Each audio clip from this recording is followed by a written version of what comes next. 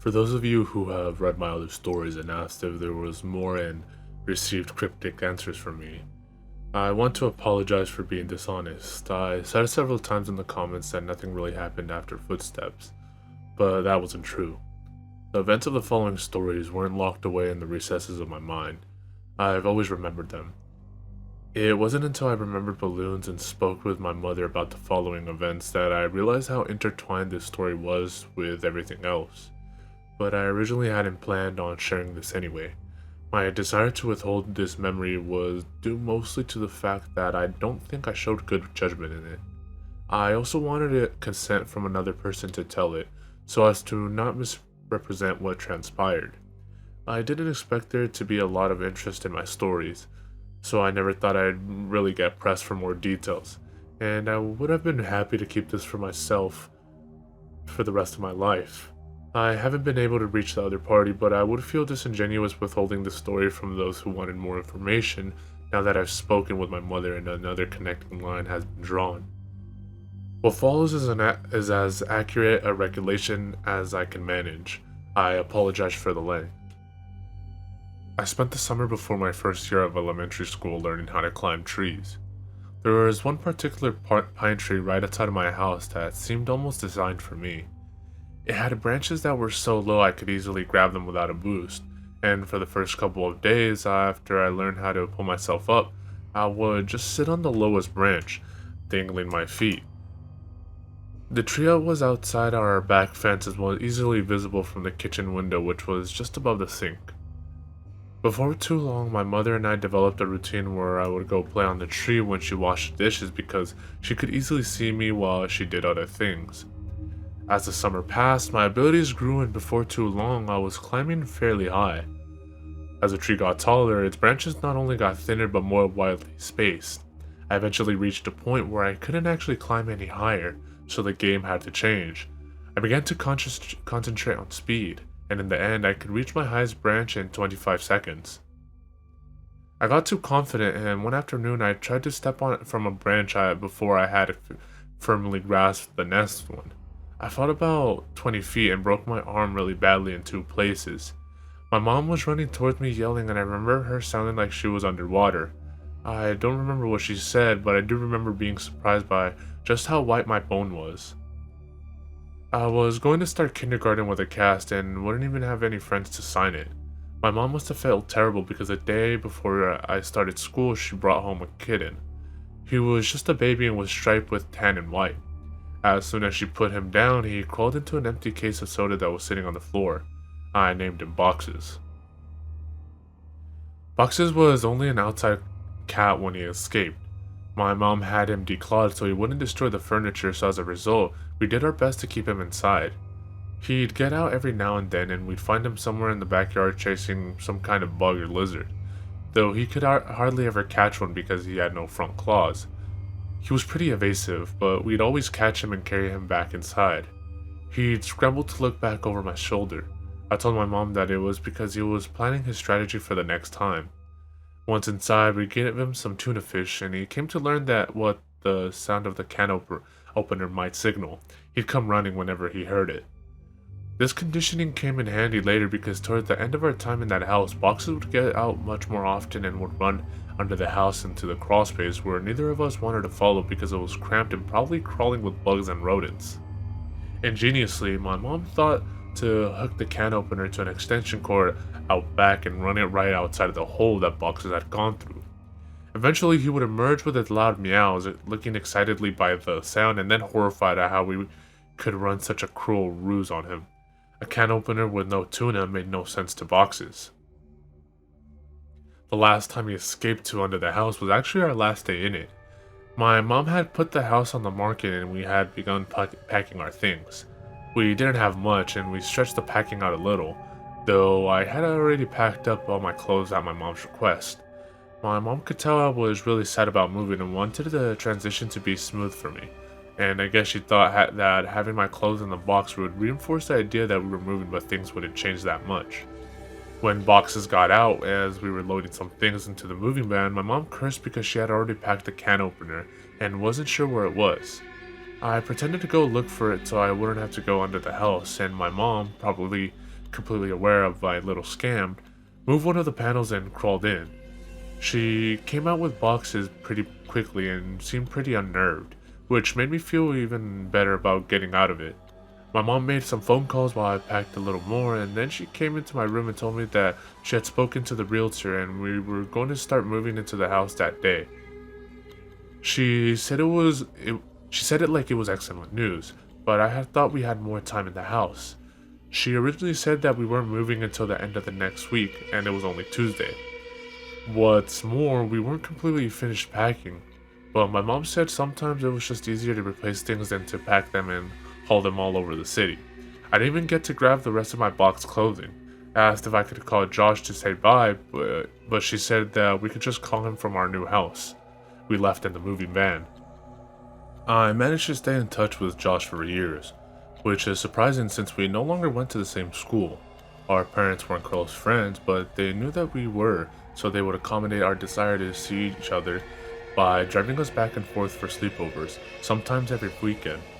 For Christmas one year, our parents even pulled their money and got us some really nice walkie-talkies that were advertised to work across a range that extended past the distance between our houses. They also had batteries that could last for days if the walkie-talkie was on but not used. They would only occasionally work well enough that we could talk across the city, but when we stayed over, we'd use them around the house, talking in mock radio speak that we had taken from movies, and they worked great for that. Thanks to our parents, we were still friends when we were 10. One weekend I was staying over at Josh's and my mom called me to say goodnight. She was still pretty watchful even when she couldn't actually watch me, but I've gotten so used to it that I didn't even notice it. Even if Josh did, she sounded upset. Boxes was missing. This must have been a Saturday night because I had spent the night at Josh's the previous night and was going to go home the next day because we had school on Monday. Boxes had been missing since Friday afternoon. I gathered that she had not seen them since returning home after dropping me off. She must have decided to tell me he was missing because if he didn't come home before I did, I would be devastated too. But not only at his absence, but how she could have kept it from me. She told me not to worry, he'll come back, he always does. Boxes didn't come back. 3 weekends later, I stayed at Josh's again. I was still upset about Boxes, but my mom told me that there had been many times when pets disappeared from home for weeks, even months, only to return on their own. She said that they always knew where home was and would always try to get back. I was explaining this to Josh when a thought hit me so hard that I interrupted my own sentence to say it out loud. What if Boxes thought of the wrong home? Josh was confused. What? He lives with you. He knows where his home is. But he grew up somewhere else, Josh. He was raised in my old house a couple neighborhoods away. Maybe he still thinks of that place as home, like I do. Oh, I get it. Well, that'd be great. We'll tell my dad tomorrow and he'll take us over there so we can look. No, he won't, man. My mom said that we couldn't ever go back to that place because the new owners wouldn't want to be bothered. She said that she told your mom and dad the same thing. Josh persisted. Okay, then we'll just go out exploring tomorrow and make our way to your old house. No, if we get spotted, your dad will find out and then so will my mom. We have to go there ourselves. We have to go there tonight. It didn't take that much convincing to get Josh on board since he was usually the one to come up with ideas like this. But we had never snuck out of his house before. It actually turned out to be incredibly easy. The window in his room opened to the backyard and he had a latched wooden fence that wasn't locked. After those 2 minor hurdles, we slipped off into the night, flashlights and walkie-talkies in hand. There were 2 ways to get from Josh's house to my old house. We could walk on the street and make all the turns or go through the woods, which would take about half the time.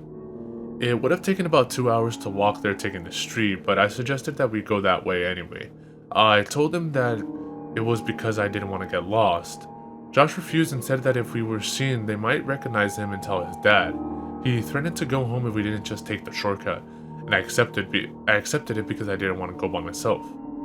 Josh didn't know about the last time I walked through these woods at night. These woods were much less creepy with a friend and a flashlight, and we were making pretty good time.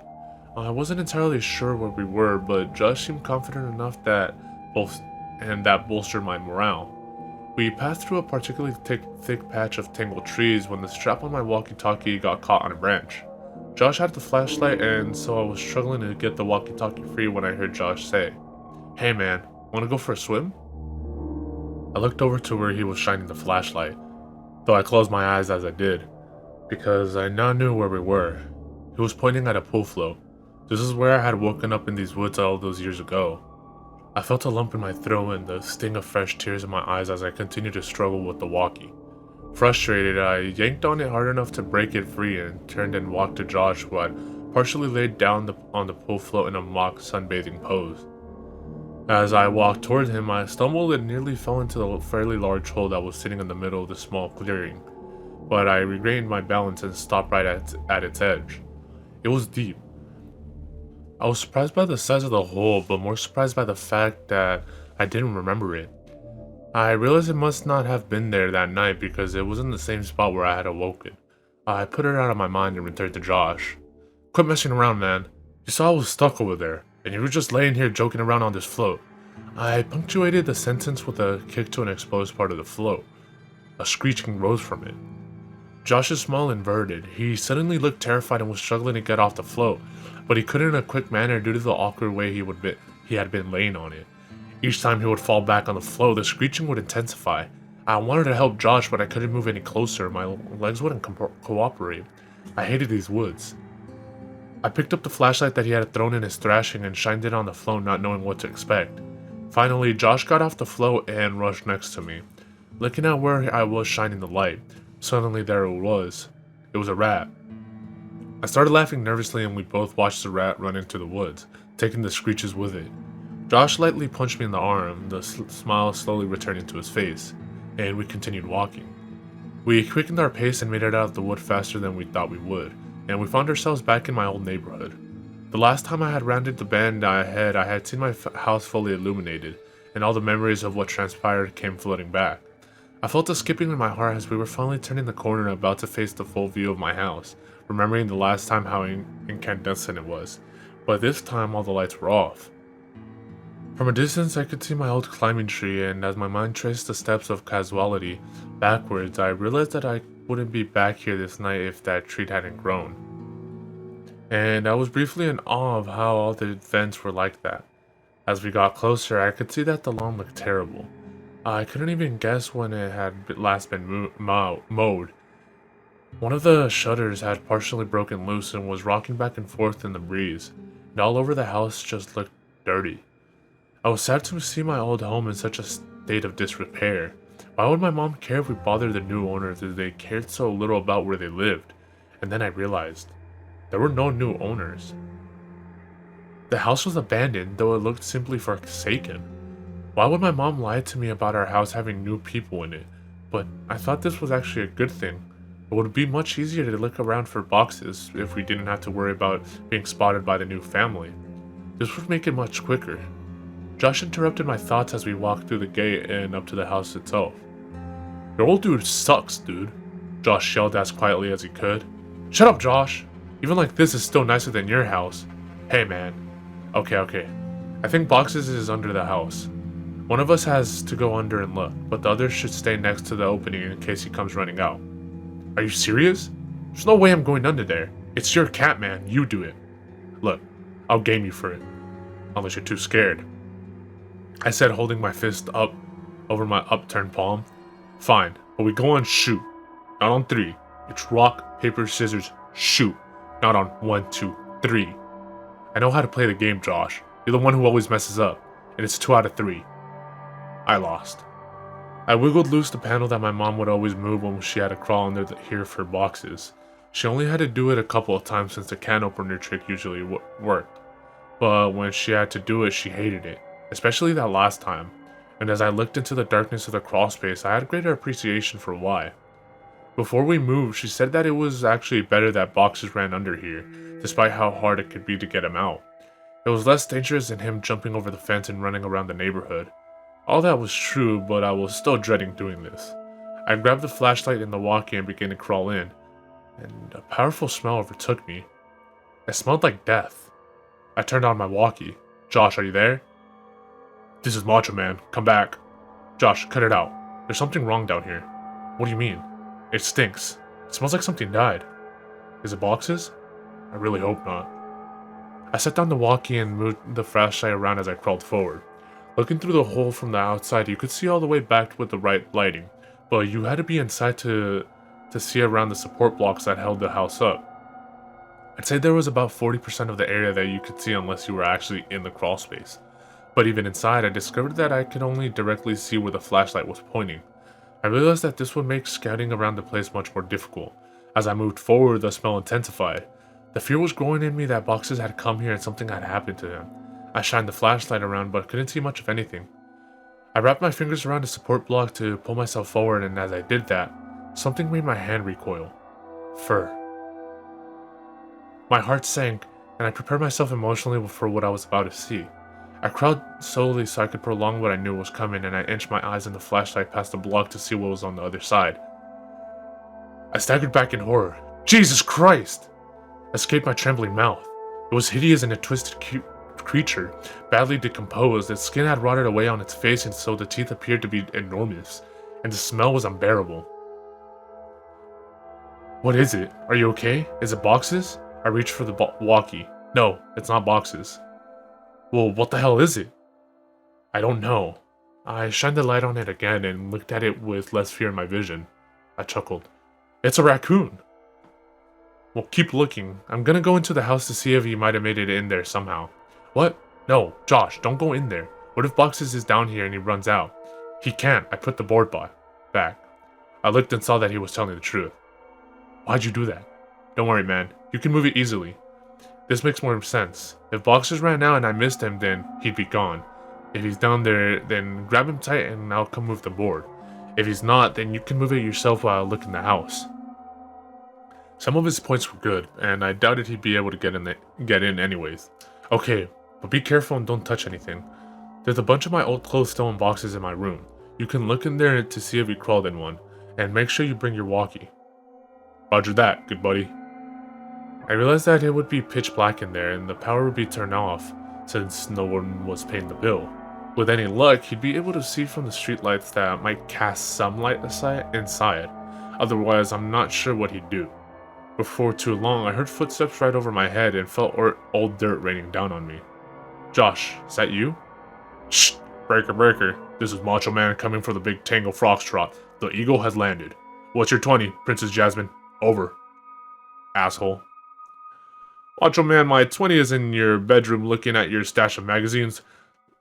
Looks like you got a thing for dudes' butts. What's the report on that? Over. I could hear him laughing without the walkie, and I started laughing too. I heard the footsteps fade away a little. He was on his way to my room. Man, it's dark in here. Hey, are you sure you had boxes of clothes in here? I don't see any. Yeah, there should be a couple of boxes in the front of the closet. There aren't any boxes in here. Let me check to see if maybe you put the boxes in the closet before you left.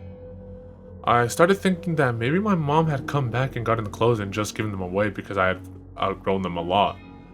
But I remember leaving the boxes there. I didn't even have time to close the last one before we left. While I was waiting for Josh to tell me what he found, I kicked out my leg, which had started falling asleep because of the position I was in, and it hit something. I looked back and saw something really strange. It was a blanket, and all around it were bowls. I crawled a little closer. The blanket smelled moldy, and most of the bowls were empty, but one had something that I recognized still in it. Cat food. It was a different kind than we gave to boxes, but I suddenly understood. My mom had set up a little place for boxes to encourage them to come here instead of running around the neighborhood. That made a lot of sense. It seemed even more likely that boxes would have come back to this place. That's so cool, Mom, I thought. I found your clothes. Oh, cool. Where were the boxes? Like I said, there are no boxes. Your clothes are in your closet. They're hanging up. I felt a chill. This was impossible. I had packed all my clothes even though we weren't supposed to move for another 2 weeks when we left. I remember packing them and thinking that it was stupid for me to have to get clothes out of the box and put them back in. I had packed them, but someone had hung them back up. Why though? Josh needed to get out of there. That can't be right, Josh. They're supposed to be in boxes. Stop messing around and just come back outside. No joke, man. I'm looking at him. Maybe you just thought that you left them. Haha. Wow, you sure like to look at yourself, don't you? Well, what? What do you mean?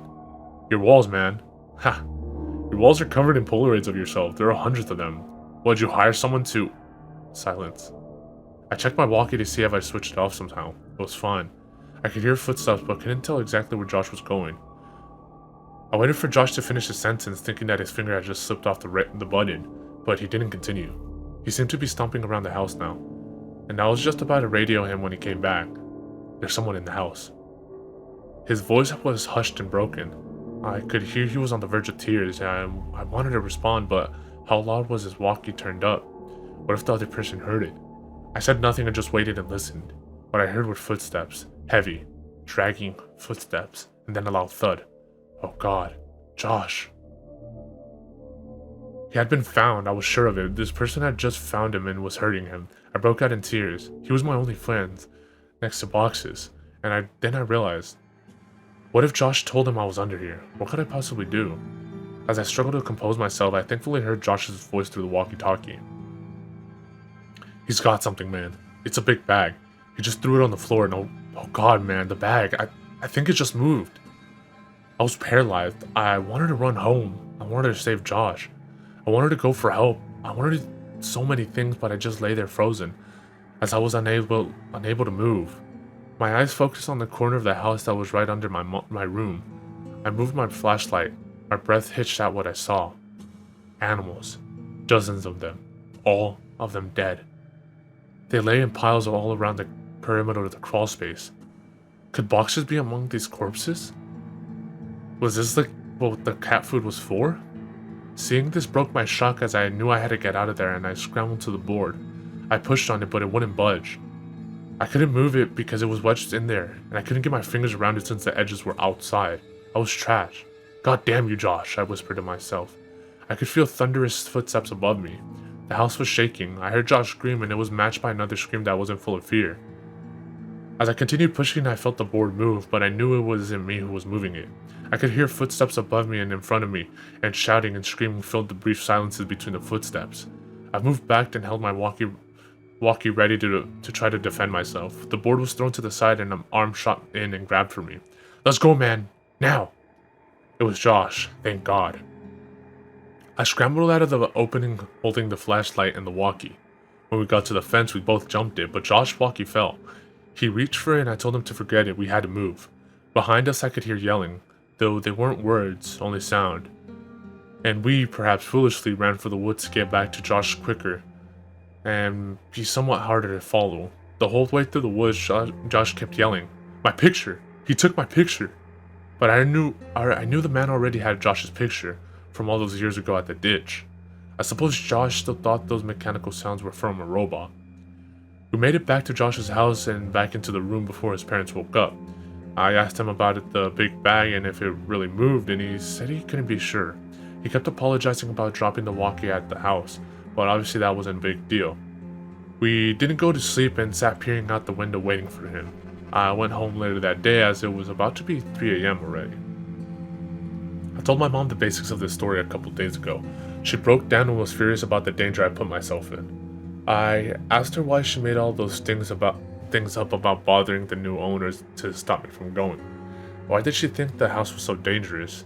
She became irate and hysterical, but she answered my questions. She grabbed my hand and squeezed it harder than I thought her capable of and locked eyes to mine, whispering as if she was afraid of being overheard. Because I never put any fucking blankets or bowls under the house for boxes. You weren't the only one to find them. I felt dizzy. I understood so much now. I understood why she had looked so uneasy after she bought boxes out from under the house on our last day there. She found more than spiders or a rat nest that day. I understood why we left almost 2 weeks early. I understood why she tried to stop me from going back. She knew. She knew he made his home under ours, and she kept it from me. I left without saying another word and didn't finish the story for her, but I want to finish here, for you. I got home from Josh's that day. I threw my stuff on the floor and it scattered everywhere. I didn't care. I just wanted to sleep. I woke up around 9 p.m. to the sound of boxes and meowing. My heart leapt. He had finally come home. I was a little sick about the fact that if I had just waited a day, none of the previous night's events would have happened, and I'd have boxes anyways. That didn't matter. He was back, and I got off my bed and and called for him, looking around to catch a glint off of his eyes. The crying continued and I followed it. It was coming from under the bed. I laughed a little, thinking I had just crawled under a house looking for him, and how this was much better. His meows were being muffled by his shirt, so I flung it aside, yelling, "Welcome home, Boxes." His cries were coming from my walkie-talkie. Boxes never came home.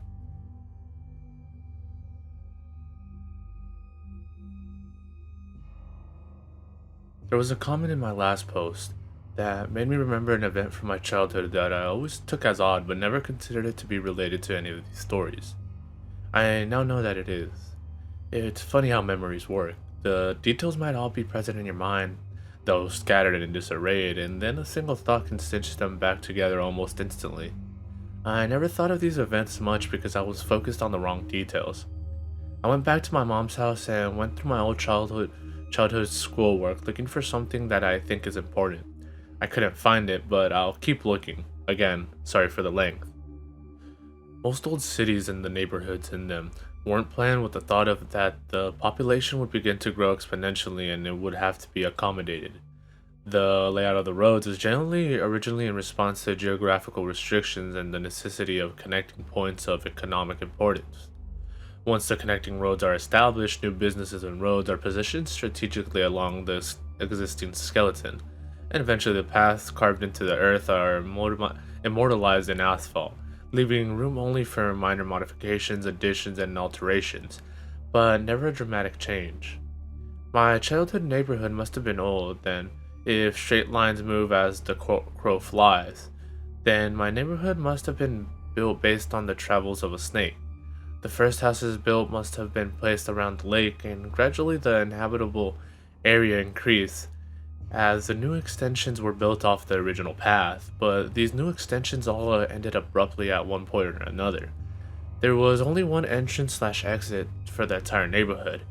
Many of these extensions were limited by a tributary which both fed and drank from the lake and passed right by what I came to call, and have called in these stories, the ditch. Many of the original homes had enormous yards, but some of those original plots had been divided, leaving properties with smaller and smaller boundaries. An aerial view of my neighborhood would give one the impression that an enormous squid had once died in the woods, and some adventuring entrepreneur found the corpse and paved roads over its tentacles, only to withdraw his involvement and leave time, greed, and desperation to divide up the land among the prospective homeowners like an embarrassing attempt at the golden ratio. From my porch, you could see the old houses that surrounded the lake, but the house of Mrs. Maggie was my favorite. She was, as best as I can remember, around 80 years old, but despite that, she was one of the friendliest people I had ever met. She had a head of loose set white curls and always wore light dresses with floral patterns. She would talk to me and Josh from her back porch when we were swimming in the lake, and she would always invite us in for snacks. She said that she was lonely because her husband Tom was always away on business, but Josh and I would always decline her invitation because, as nice as Mrs. Maggie was, there was still something a bit odd about her. Every now and then, when we would swim away, she would say, "Chris and John, you're welcome here anytime," and we could hear her still yelling that when we were walking back into my house. Mrs. Maggie, like many of the older homeowners, had a sprinkler system that was on a timer. Though at some point over the years, her timer must have broken because the sprinklers would come on at various points during the day and often even at night all year. While it never got cold enough to snow very much, several times each winter I would go outside in the morning to see Mrs. Maggie's yard transformed into a surreal Arctic paradise by the frozen water. Every other yard stood sterilized and dry by the biting frost of the winter's cold, but right there in the middle of the bleak reminder of the savagery of the season was an oasis of beautiful ice hanging like stalactites from every branch of every tree and every leaf of every bush. As the sun rose, it reflected off and each piece of ice splintered the sun into a rainbow that could only be viewed briefly before it blinded you. Even as a child, I was struck by how beautiful it was, and often Josh and I would go over there to walk on the ice grass and have sword fights with the icicles. I once asked my mom why she left it on like that.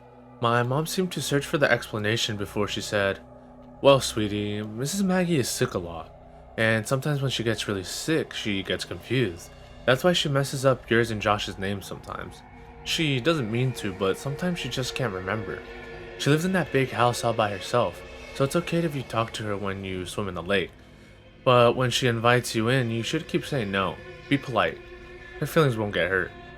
But she'll be less lonely when her husband comes though, right? How long will he be away on business? It seems like he's always away. My mom seemed to struggle, and I could see that she had become very upset. Finally, she answered, "Honey, Tom's not gonna come back home. Tom's in heaven. He died years ago, years and years ago. But Mrs. Maggie doesn't remember. She gets confused and forgets, but Tom's not ever coming home.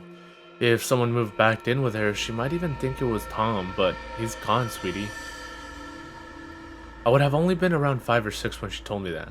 While I didn't understand it completely, I was still profoundly sad for Mrs. Maggie. I now know that Mrs. Maggie's had Alzheimer's. She and her husband Tom had 2 sons, Chris and John. The two had worked out payment plans with the utility companies and paid for Mrs. Maggie's water and electricity, but they would never visit her. I don't know if something happened between them, or if it was just the illness, or if they lived too far away, but they never came around. I have no idea what they looked like, but there were times when Mrs. Maggie's must have thought Josh and I looked like they did when they were children. Or maybe she saw what some part of her mind so desperately wanted her to see, ignoring the images transmitted down her optic nerve and just for a little while showing her what used to be. I realize only now how lonely she must have been. During the summer after kindergarten, before the events of Balloon, Josh and I had taken to exploring the woods near my house, as well as the tributary of the lake. We knew that the woods between our houses were connected, and we thought it would be neat if the lake near my house was somehow connected to the creek around his. So we resolved ourselves to find out. We were going to make maps. The plan was to make 2 separate maps and then combine them. We would make one map exploring the area around the creek near his house, and make another one following the outflow from my lake. Originally, we were going to make one map, but we realized that wasn't possible since I had started drawing the map of my area so huge that the route from his house wouldn't have been to scale. We kept the map from the lake at my house and the map from the creek at his house, and we would add to each one when we stayed the night with each other. For the first couple of weeks it went really well. We would walk through the woods along the water and pause every couple of minutes to add to the map, and it seemed like the 2 maps would come together any day. We had no equipment needed for the job, not even a compass, but we tried to make do. We had the idea to impale the earth with a stick when we had reached the end of a venture, so that if we came upon the stick from the other direction the next weekend, we would know we had joined the maps. We might have been the world's worst cartographers. Eventually, however, the woods became too thick near the water coming from the lake, then we were unable to proceed further. We lost interest in the whole project for a bit and reduced our exploration significantly, though not completely, when we started selling snow cones. After I showed my mom all the pictures that I had taken home from school and she took away my snow cone machine, our interest in the map revitalized. We had come up with another plan. Although I didn't understand why, my mom had placed what I considered to be extremely severe restrictions on what I could do and where I could go, and I had to check in frequently if I went outside to play with Josh. This meant that we couldn't stay in the woods for hours and continue to look for a new path. We thought that we could just swim when we got to the cutoff in the woods, but that clearly wouldn't work since the map would get wet. We tried going faster when we were coming from Josh's house, but eventually we ran into the same problem. Then we had a brilliant idea. We'd build a raft. Due to the construction in the neighborhood, there was a large amount of scrap building material that the company would set in the ditch to keep it out of the road and off-site since they no longer needed it for building. We originally conceived of a formidable ship complete with a mast and an anchor, but this quickly diminished into something more manageable. We set aside the wood and took several large pieces of styrofoam that were backed with foam board and tied them together with a rope and kite string. We launched our vessel a little downwater from Mrs. Maggie's and waved a farewell to her as she motioned us to come back her way, but there was no stopping us. The raft worked very well, and while we both behaved and spoke as if the functionality of the raft was a given, I know at least I was a little surprised. We each had a fairly long tree branch to use as a paddle, but we found it was easier to simply push against the land under the water than use them as intended. When the water became too deep, we'd simply lie on our stomachs and use our hands to paddle the water, which still worked, albeit less well. The first time we had to resort to that method of propulsion, I remember thinking that from far above it must have looked like a colossally fat man with tiny arms was going out for a swim. It actually took us several trips to get the raft to the impassable patch of woods that marked the farthest we had made it. After we had come up with the idea of marking the ground with a stick, we had taken to running through the woods until we got to the stick, and then, as carefully and precisely as we knew how, charting our course. This meant that the impasse was actually quite a bit away, so to sail from around my house all the way to the blockade in the woods was taking longer than expected. We'd sail for a bit and dock the raft, and the next time we'd run through the woods to the raft and go a little farther. We continued this well into the first grade. Josh and I were assigned to different groups that year, so since we didn't really see one another during the school day, our parents were more willing to let us hang out all weekend each week. What's more, Josh's dad had taken on a lengthy construction job that required him to work over the weekends, and his mother was on call, so this meant that Josh would stay at my house most every weekend for weeks on end. We should have been making excellent progress, but when we finally made it to the impasse and had the opportunity to explore past it, we couldn't find a place to dock the raft. The woods were simply too thick. The water had eroded the land to the point that there was nearly a 2-foot rise of earth over the tributary which exposed the twisting and damp roots of the trees above. We'd have to turn back every time and leave the raft at the same thick of trees that prompted us to build it in the first place. Even worse, winter had arrived, so we couldn't justify leaving the house in our swimsuits. We were getting nowhere. We always had to come home before we could gain much ground.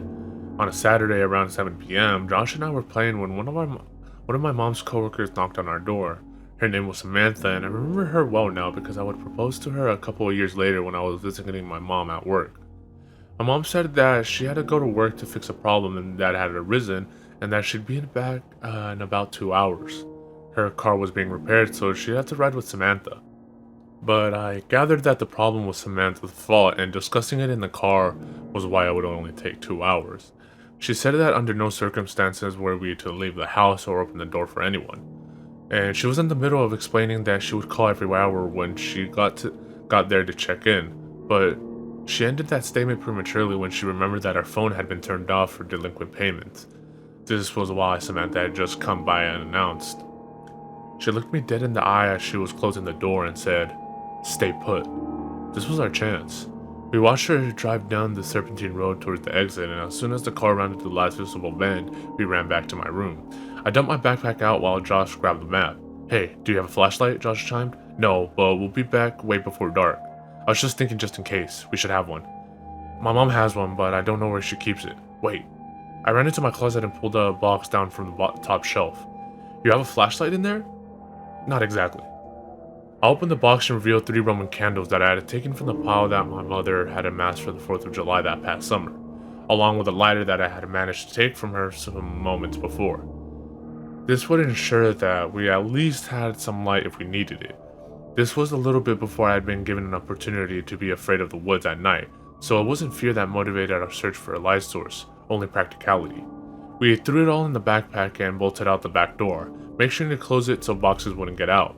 We had 1 hour and 50 minutes. We ran through the woods as fast as we could and made it to the raft in about 15 minutes. We had on our bathing suits under our clothes, so we stripped off our shirts and shorts and left them in 2 separate piles about 4 feet from the edge of the water. We untied the raft from the tree and grabbed our branch paddles and cast off. We tried to move rapidly to reach a point beyond the contents of our ever-expanding map, as we didn't have time to waste seeing the old sites.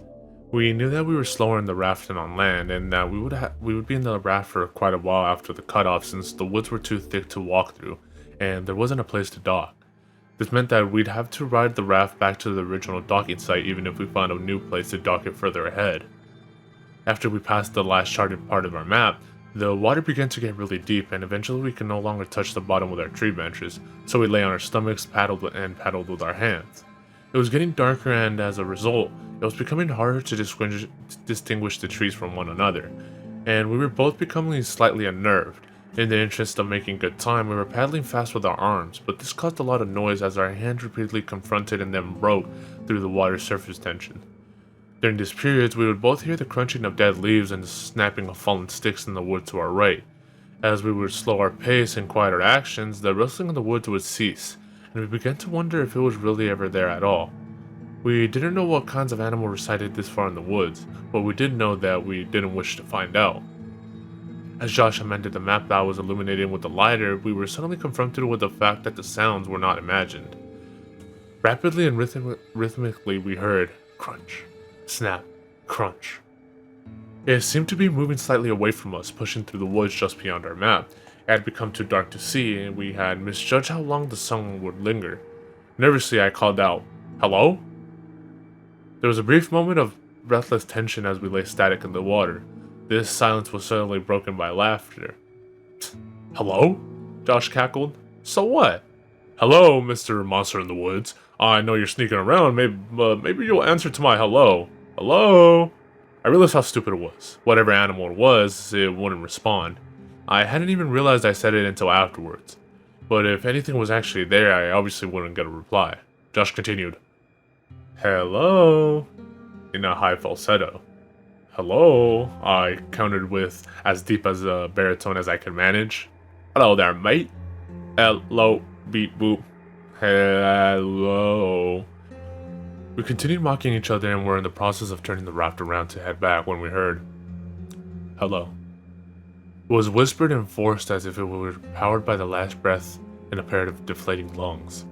But it didn't sound sickly. It had come from the spot just off the map, which now sat behind us since we had turned the raft around. I slowly shifted on the raft and faced the direction of the sound as I fumbled with the Roman candle. I wanted to see. "What are you doing?" Josh hissed, but I had already lit it. As the sparking fuse sunk into the wrapper, I held it toward the sky. I had never actually shot one of these myself, and thought it to just use it like a flare in the movies. A glowing green orb rocketed out towards the skies, and then quickly extinguished. I lowered my arm more towards the horizon. I could remember that there were several colors, but I couldn't remember how many times one of these fires before being depleted. The second ball of red light burst out and fizzled above the trees, but I still saw nothing. "Let's just go, man," Josh pressed as he turned to face the direction back home and began paddling desperately. "Just one more." Lowering my arm directly at the woods in front of me, another red ball of fire was launched from the tube. It traveled still straight ahead until it collided with a tree, briefly exploding the light in a much greater diameter. Still nothing. I dropped the firework in the water and watched as one more struggling fireball burst free only to quickly die, suffocated by the water. As we began paddling in the direction toward my house, we heard a loud and unconcealed rustling in the woods. The breaking of branches and the trampling of fallen leaves overpowered the sound of our splashing. It was running. In our panic, we jostled the raft too violently and I felt one of the ropes under my chest loosen. "Josh, be careful." But it was too late. Our raft was breaking. Before too long, it had completely fallen apart.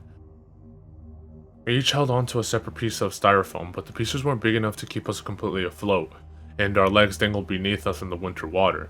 "Josh, quick!" I yelled as I pointed at the water right next to him.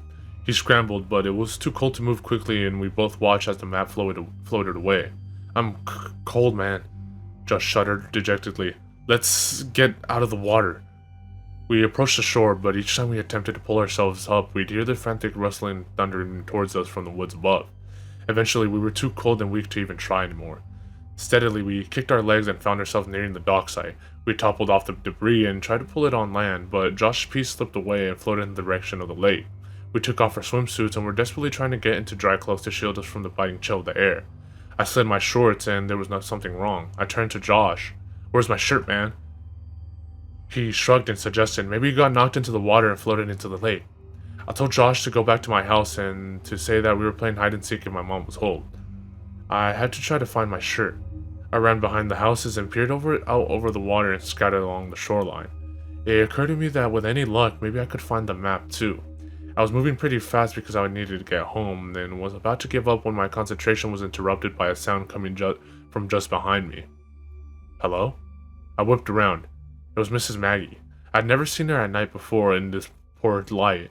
She looked exceedingly frail. The usual warmth that wrapped her in manner seemed to have been snuffed out by the chill. I couldn't remember ever seeing her without a smile, and so her face looked strange. "Hello, Mrs. Maggie." "Oh, hi, Chris." The warmth and smile had returned to her, even if her memories had not. "I couldn't see it was you in the dark there." Jokingly, I asked her if she was going to invite me in for a snack, but she said maybe another time. I was too busy looking for my map and the shirt to really engage her. But she sounded happy, so I didn't feel bad. She said a couple other things, but I was too distracted to pay attention. I said goodnight and ran down her driveway toward my house. Behind me, I could hear her walking across the frozen yard, but I didn't turn around to wave. I had to get home. I made it home a couple minutes before my mom did, and by the time she came in, Josh and I had already changed clothes and warmed up. We'd gotten away with it, even though we lost the map. Couldn't find it? Nah, but I saw Mrs. Maggie. She called me Chris again. I'm telling you, dude, just be glad you never seen her at night. We both laughed, and he asked me if she invited me in for a snack, joking that the snacks must be terrible since she couldn't even give them away. I told him that she didn't, and he was surprised, and now that I had time to think about it, so was I. Literally every time we had seen her, she had invited us in for snacks, and here I had, albeit sarcastically, invited myself, and she said no. As Josh talked more about Mrs. Maggie, I suddenly realized that the lighter might still be in my pocket and that it would be disastrous for my mom to find. I grabbed the shorts off the floor and patted my pockets. I felt something, but it wasn't the lighter. From my back pocket, I slid out a folded piece of paper and my heart leapt. The map? I thought, but I watched it float away. As I unfolded the paper, my stomach turned as I tried to understand what I was seeing. Drawn on the paper inside of a large oval were two stick figures holding hands. One was much bigger than the other, but neither had faces. The paper was torn, so part of it was missing, and there was a number written near the top right corner. It was either 15 or 16. I nervously handed Josh the paper and asked him if he had put it in my pocket at some point, but he scoffed at the idea and asked why I was so upset. I pointed toward the smaller stick figure and what was written next to it. It was my initials. I shook it off and told Josh the rest of the conversation between Mrs. Maggie and I. I had always attributed to that odd exchange to her being sick until revisiting the events in my mind all these years. As I think about it now, the feeling of profound sadness for Mrs. Maggie returns, but it is augmented by the looming feeling of despair when I think about why she said, maybe another time. I knew what she had said, but I didn't understand what it meant that night. I didn't understand what her words had meant weeks later when I watched men in strange orange biohazard suits carry what I thought were black bags full of garbage out of her house, or why the whole neighborhood smelled like death that day. I still didn't understand when they condemned the house and boarded it up a little while before we moved.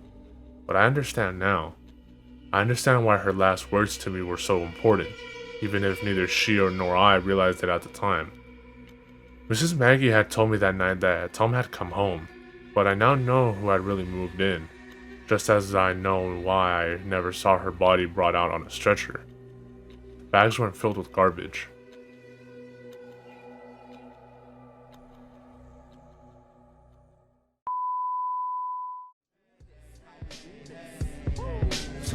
Letting the blow, getting the dough. We be checking your hoe while you sweating the flow. I be's intellectual, incredible, and flexible. I turn the verbs sexual, impeccable, and technical. I be the first letter, you ain't know. Check the alphabetical order. My natural elements, chemical shorter to leave it cruel. More bloodier, dimensional waters. On the 28th, your thoughts are pennyweight. I'ma generate these bonds.